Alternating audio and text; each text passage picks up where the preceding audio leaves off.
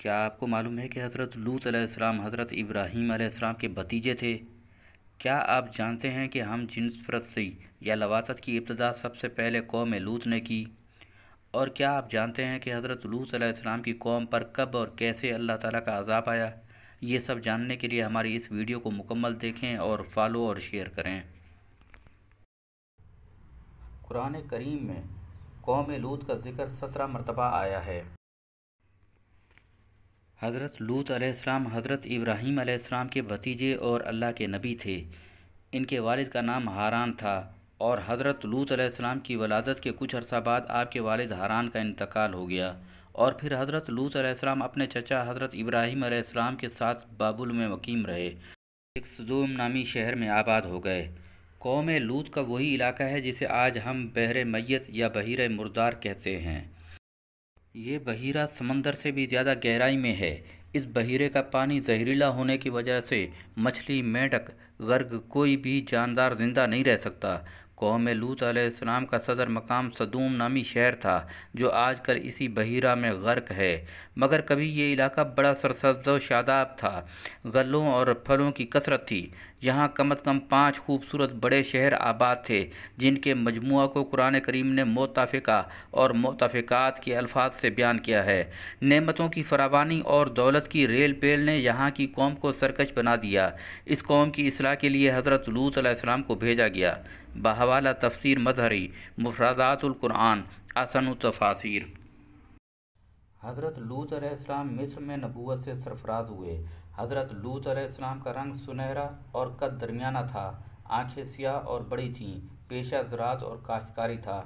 حضرت لوط علیہ السلام کے بہت سے معجزات ہیں۔ آپ جس وقت بارش کے لیے دعا کرتے تھے تو آسمان بادلوں سے بھر جاتا اور خوب بارش ہوتی۔ حضرت لوط علیہ السلام جس پتھر پر سر رکھ کر سوتے تھے اس پتھر پر آپ کے سر مبارک کا نشان بن جاتا۔ حضرت ابراہیم علیہ السلام پر سب سے پہلے ایمان لانے والوں میں حضرت سارہ اور حضرت لوط علیہ السلام شامل ہیں۔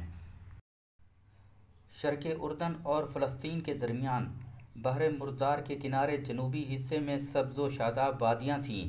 یہ علاقہ سدوم اور عمورہ کے نام سے مشہور تھے۔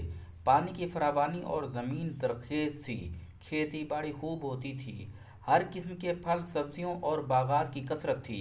یہاں کے باشندے خوشحال تھے اور زندگی کی ہر آسائش انہیں میسر تھی۔ انہوں نے اللہ تعالیٰ کو بھلا دیا، تکبر سے ان کی گردنیں اکڑ گئی تھیں۔ تمام مخلوق کے لیے پیدا کیے گئے وسائل کو وہ اپنی ملکیت سمجھتے تھے اور اس پر اپنا حق جتاتے تھے۔ دوسرے علاقے کے لوگ جب سدوم اور عمورہ آتے تو ان کو ناپسندیدہ قرار دے کر انہیں ایذا اور تکالیف دیتے، ان کا مال و اسباب لوٹ لیتے تھے۔ ابلیس انسان کا ازلی دشمن ہے، وہ ہر حال میں انسان کو گمراہ کرنے کے لیے مستعد رہتا ہے۔ غرور اور تکبر اور سرکشی ابلیسی طرز فکر ہے۔ اہل سدوم نے اس طرز فکر کو پوری طرح قبول کر لیا تھا۔ ان کے اندر ہر طرح کی برائیاں جمع ہو گئی تھیں۔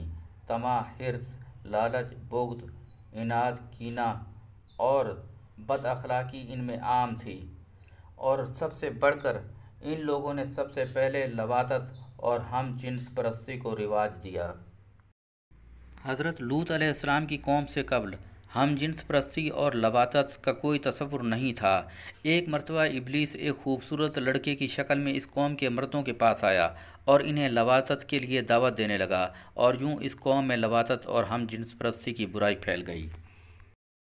حضرت لوط علیہ السلام نے اس قوم کو اس برائی سے منع کیا اور اس سے باز آنے کو کہا، جسے قرآن کریم میں اس طرح سے بیان کیا گیا ہے: کیا تم عورتوں کو چھوڑ کر مردوں کے پاس آتے ہو اور ڈاکے مارتے ہو اور اپنی مجالس میں ناپسندیدہ حرکتیں کرتے ہو؟ عنکبوت آیت نمبر 29۔ اس آیت میں قوم لوط کی 3 برائیوں کو ذکر کیا گیا ہے، جن میں 2 برائیاں لواطت اور ڈکیتی کرنا ہیں۔ قوم لوط کی تیسری برائی یہ تھی کہ یہ بھری محفل میں زور سے گیس خارج کرتے اور اس پر قہقہے لگاتے تھے۔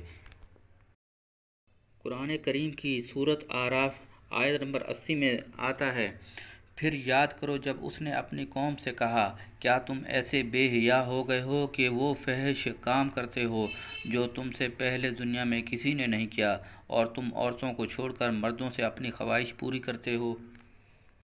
اللہ تعالیٰ نے حضرت لوط علیہ السلام کو اسی قوم کی طرف مبعوث کیا۔ آپ علیہ السلام نے بے حیائیوں اور خباثتوں پر اہل سدوم کو ملامت کی اور بری باتوں سے بچنے کی نصیحت کی۔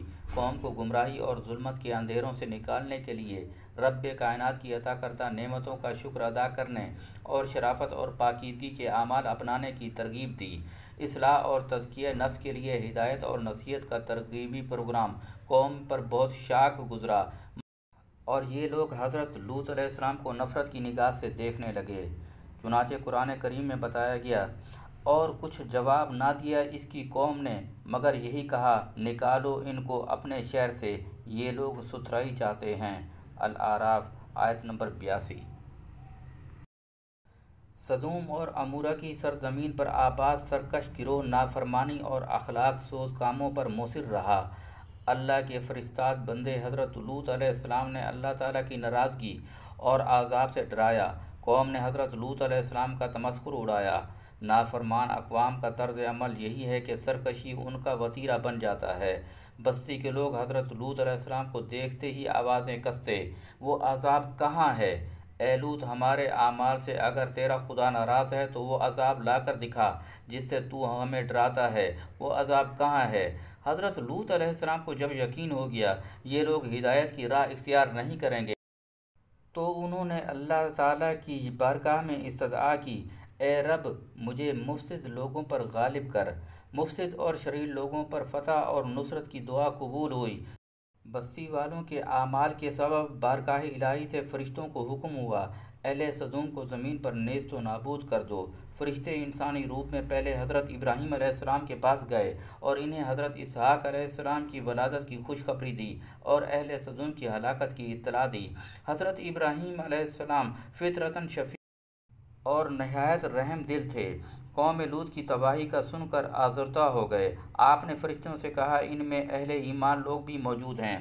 فرشتوں نے جواب دیا، اے ابراہیم، یہ خیال چھوڑ دیجئے، آپ کے پروردگار کا حکم آن پہنچا اور ان لوگوں پر عذاب آنے والا ہے، اب یہ کبھی نہیں ٹلے گا۔ سورہ ہود۔ حضرت ابراہیم علیہ السلام نے کہا، اس بستی میں کم از کم لوط علیہ السلام تو صاحب ایمان ہیں۔ فرشتوں نے عرض کیا، جو لوگ یہاں رہتے ہیں ہمیں سب معلوم ہے، ہم ان کو اور ان کے گھر والوں کو بچا لیں گے، بجز ان کی بیوی کے وہ پیچھے رہنے والوں میں ہوگی۔ عنکبوت آیت نمبر 33۔ فرشتوں کی جماعت رات کے وقت جب حضرت لوط علیہ السلام کے پاس پہنچی تو انہوں نے مہمانوں کی حیثیت سے اپنا تعارف کرایا۔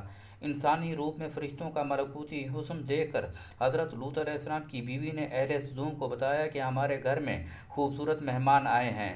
لوگ حضرت لوط علیہ السلام کے گھر کے باہر جمع ہو گئے اور مطالبہ کیا کہ مہمانوں کو ہمارے حوالے کر دیا جائے۔ حضرت لوط علیہ السلام نے انہیں نصیحت کی اور اللہ کے عذاب سے ڈرایا، لیکن قوم نے ان کی ایک نہ سنی۔ حضرت لوط علیہ السلام نے کہا، یہ میرے مہمان ہیں، مجھے رسوا نہ کرو، اللہ سے ڈرو اور مجھے بے آبرو نہ کرو۔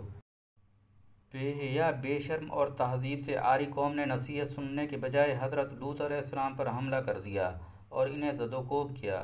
حضرت لوط علیہ السلام نے بارگاہ الہی میں دعا کی، اے میرے رب، مجھے اور میرے متعلقین کو ان کے برے کاموں سے نجات عطا فرما۔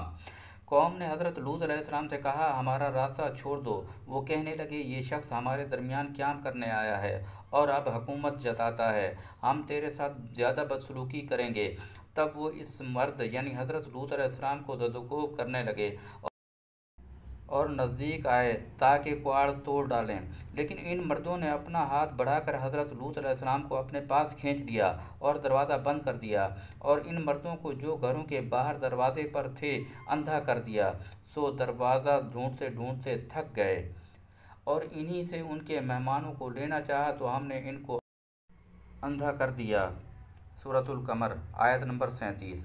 فرشتوں نے حضرت لوط علیہ السلام کو تسلی دی، اے لوط، ہم بھیجے ہوئے ہیں تیرے رب کے، ہرگز نہیں پہنچ سکیں گے تجھ تک، سو لے نکل اپنے گھر والوں کو کچھ رات سے اور مڑ کر نہ دیکھ تم میں سے کوئی۔